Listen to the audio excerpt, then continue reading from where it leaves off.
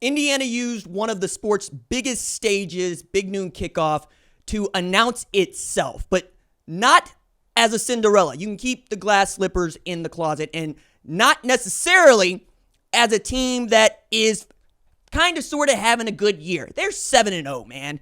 And they're 7-0 in a Big Ten that is loaded. It's Oregon, it's Penn State, it's them.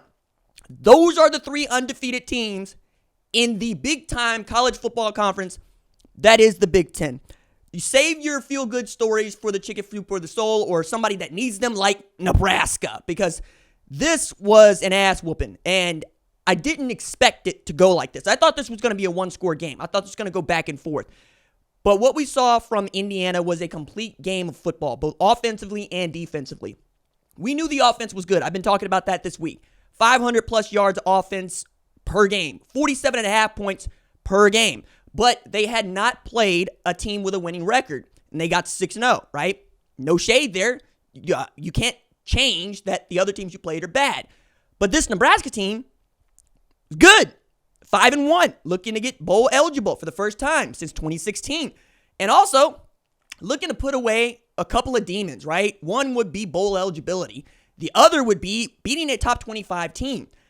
Those things continue to linger. Now Nebraska has lost 26 in a row to ranked opponents since 2016, and they are 0-6 when a win would make them bowl eligible in the Matt Rule era. That's going back to last year. It's a team that feels like it just doesn't know how to deal with pressure. And this game got away from them quick, fast, and in a hurry, and in a way that I did not expect. Like the offense sputtering, I kind of expected that from Nebraska. You got a true freshman who's very talented at quarterback, but doesn't always see it, and he certainly doesn't have a great receiving threat on the outside. Thomas Fidone was doing everything he could, but it felt like the game really turned when Dante Dowdle fumbled that football. Now, there might have been a fumble before that on that third series, but we're looking at an Indiana team that just couldn't also be stopped offensively, and the defense kept coming up with plays, right? You had 2 interceptions of Dylan Raiola in the second half alone, but more than that, the defense that Nebraska had depended on to make them great just got destroyed. Like, they were giving up 11 points per game. That's top 10. That's a top 10 scoring defense in college football. And they gave up 28 in the first half, 21 in the second quarter alone to this Indiana team. This is a defense that had not allowed a rushing TD all year long. They gave up 2 in the first half. They were absolutely getting moved on by the Indiana Hoosiers. And I got to say, we need to start talking about Curtis Rourke the way that we're talking about Dylan Gabriel. Because that dude has been out there dealing. Did he have the same line that Gabriel had against Purdue? No. But he didn't need to. Now, he has the hand injury. We'll see how significant or insignificant that is. But Taven Jackson came in and he looked good. Now, backups have a tendency to come in and look good when there are no stakes or when it feels like the game's out of reach, right? So we don't know what Taven Jackson is like from the jump, and we don't know what Taven Jackson is like, at least this year, from the jump, when teams have an opportunity to prepare for him. But we do know that Curtis Rourke knows how to coach a football team, man. They are beating Nebraska like they have not beaten Nebraska since World War II. Like, when they went up 35-7, it was the largest lead that an Indiana team had had against a Nebraska football team since 1945.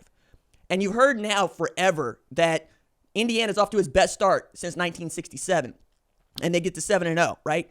They were number 7 in the country at that time. They're number 16 now. I think what Indiana has done is announced itself as a college football playoff contending team, if not one of the 12 best teams in the entire sport.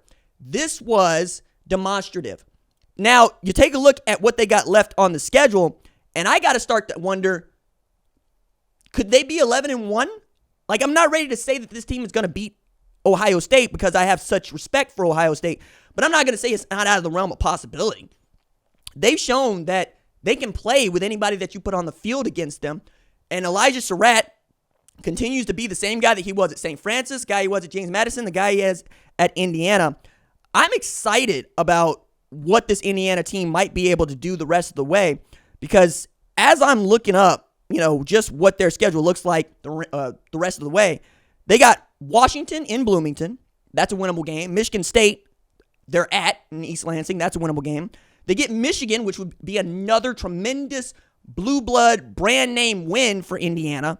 And then they're at Ohio State. That's tough. Can't really see that one. And then Purdue. They got to stop a mud hole and walk dry Purdue. It's 10 wins is there. It's right there. You beat Michigan State, Purdue, Washington. You could lose to Ohio State, Michigan. But what would make Curt Cignetti's year would be those wins, man. You get a couple of wins against the two best known brands in the entire conference. People are going to say nice things about Indiana the rest of the way. As a matter of fact, I've been saying this, but if you put Indiana in Penn State's clothes, you would think Indiana is the number 3 team in the country, not Penn State. If you put Penn State in Indiana clothes, you could go either way, right? You're not really sure about what that offense is doing or even what that defense is doing at Penn State. And I'm sure Tom Allen just is sick watching this as defense coordinator at Penn State. He's undefeated as defense coordinator at Penn State. They are the number 3 team in the country, and he's watching Curt Cignetti take a program that he loved and built overnight into a monster. They also did, I thought, the best job of recruiting in the portal era so far, outside of Texas Christian, right? I'm not ready to compare them to Texas Christian because I think they're a little bit more complete, and I also think the Big Ten is a deeper conference in that Texas Christian team was playing in the Big 12. BYU in the Big 12 feels a lot more like Texas Christian.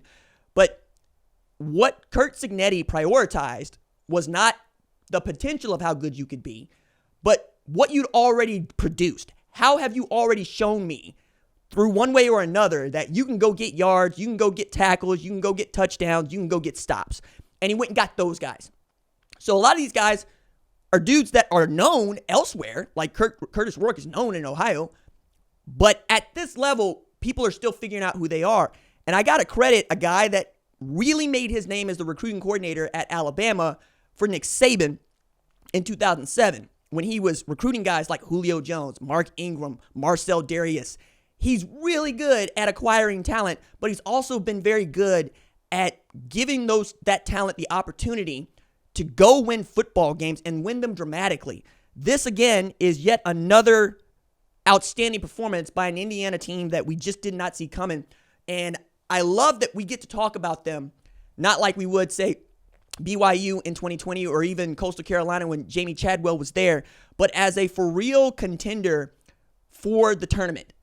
And now that you're taking a look at it, Indiana versus Clemson might be a good football game. Indiana's been stomping people out since they lost that 34-3 game against Georgia, putting up damn near 40 on everybody they play, right? I'm looking down the rest of the way, and I'm going, would Indiana versus BYU or Iowa State be a good football game? Yes, it absolutely would.